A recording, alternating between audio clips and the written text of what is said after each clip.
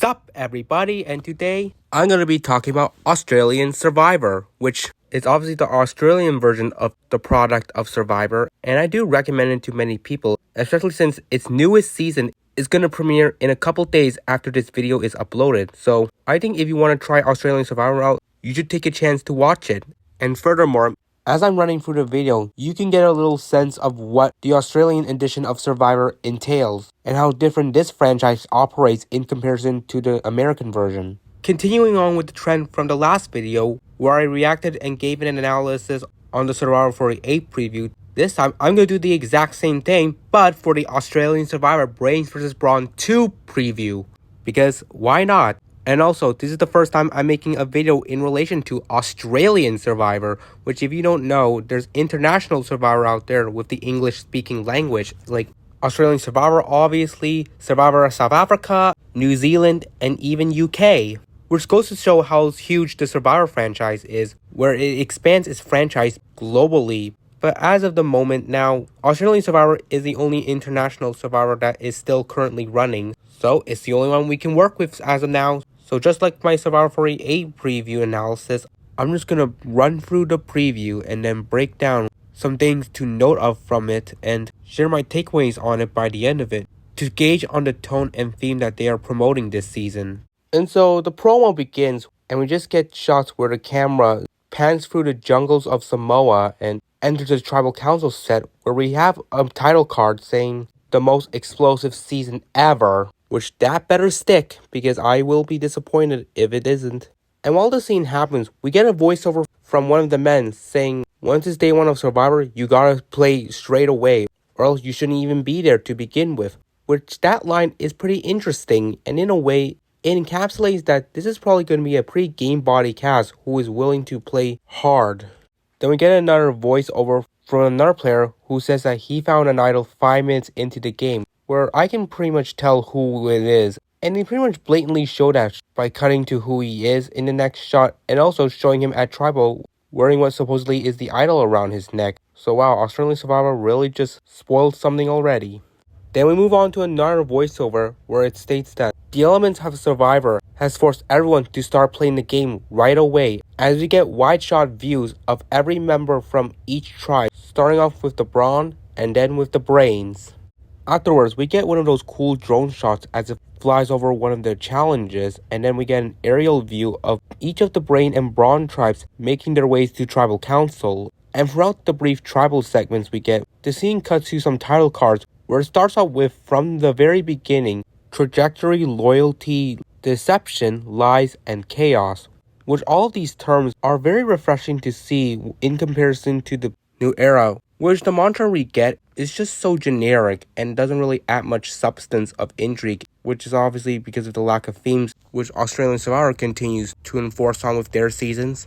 And I might as well just talk about what occurred during the tribal sequence. We start off with Karen saying absolutely it's a betrayal, which really implies that players are willing to play more self-interestedly, which also means that we could get more villains this season, which I really love. Next we have Rich talking, where he mentions that his people are his people, they are his fam, which from my impression of it, I think Rich could be someone who is a power player and has a very strong power structure around him, or he could be a deluded player thinking everyone is on his side when really they're not. Consider we don't know who his people are, and since he is speaking about it at Tribal, I'm leaning towards him implying that it's the whole entire tribe, since why would you even expose your alliance there? Then our next segment is with Kate speaking that someone is putting somebody else on the tribe in danger, which shows that this cast is going to be a lot confrontational and are willing to get into fights at Tribal Council. And I do adore these things because I like to see a bit of some drama that is occurring leading up to the vote. Next we got another confrontation, this time coming from Morgan, who's like, no, pause, and saying that that person can look at her when she speaks as well. Which again, following the trend from what I just said earlier, we're in for a ride for a lot of confrontations at Tribal. And Morgan seems susceptible to becoming a very interesting character because she's willing to call out players. And then lastly, we get a line from who I believe is Laura, saying that I will be watching your back the next time for sure. And Morgan ending it off with take a bow even though they're not on the same tribe. Afterwards, we get a rewind effect on the preview, and it brings us to the neon title cards outlining the words Brawn and Brawn.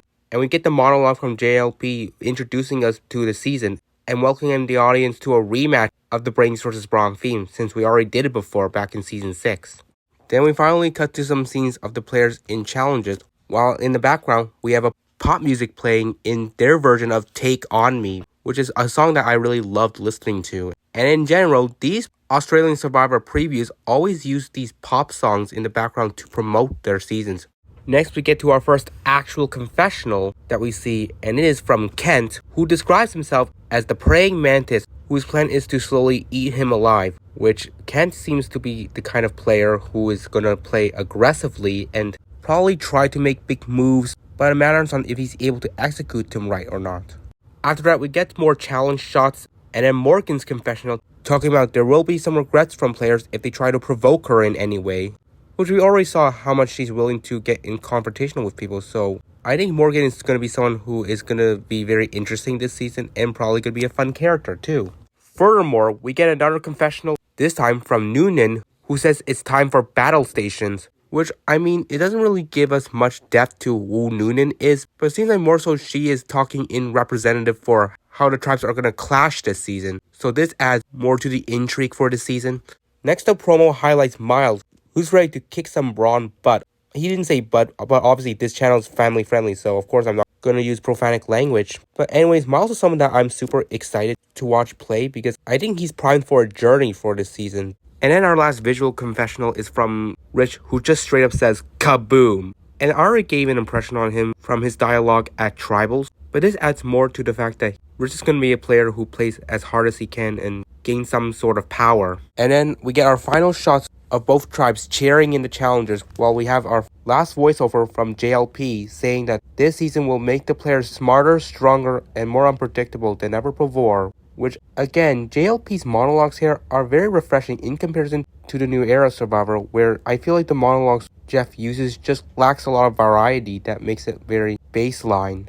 And then we get a last line from one of the players saying, "Oh, baby, we'll be fighting today," which again adds more to the clashing theme for the story of the season. And then we end off with the visual of the season's logo spelling out Brains vs. Brawn 2, while we get the voiceover saying, "In the ultimate rematch, who will be sole survivor? Well, we'll see when the season airs." So that's the promo for you guys, and I've analyzed a lot from what I think will be unfolding this season in the fact that it's going to be a lot of clashing, confrontation, drama, and compelling gameplay that will probably give us some very dynamic TV as we watch these players play the game in a very intriguing fashion.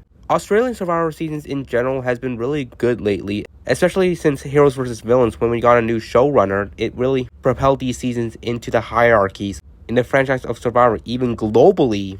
And I think I highly recommend you search up Australian Survivor and watch some seasons because they are really good. And they deliver some really solid seasons that have really attracted more people to watch their franchise. And I hope this upcoming season will continue to hold that. And for some quick heads up, I have to disclose the fact that because it's Australian Survivor, they are edited a lot differently in comparison to the US Survivor. And through their editing style, which is very lopsided and are not perfectly put together, certain players do get a bloated edit on the season because in Australian Survivor, they want to overexpose the players who have high relevancy to the story of the season, while those who don't have a big impact on it are just completely neglected in the edit, whereas viewers don't even get to know them that much, which is something that I don't like about this unbalanced editing style from AU Survivor. And considering the fact that they're necessitating an edit for a 24-person cast, much larger than the minimum number of 18 to 20 players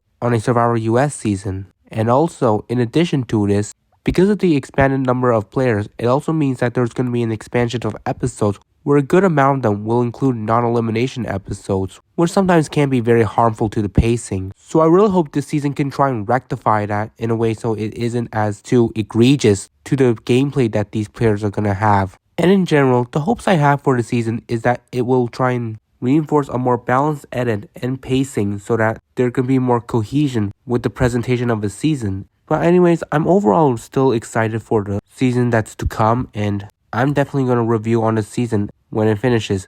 But this pretty much wraps up my analysis on the Australian Survivor Brains vs. Brawn 2 preview, and I hope you all enjoyed it. And got a little insight on the basis of Australian Survivor in hopes that maybe you can try watching the show yourself as well. I appreciate everyone for tuning in and dropping a thumbs up so that I can make more content in relation to Australian Survivor. Like, oh, what are the top best tribals or even best moment of the season? Like, I'm up for it to elaborate more on the basis of Australian Survivor. Subscribe if you want to see more. So thanks a lot, and I'll see you in another video.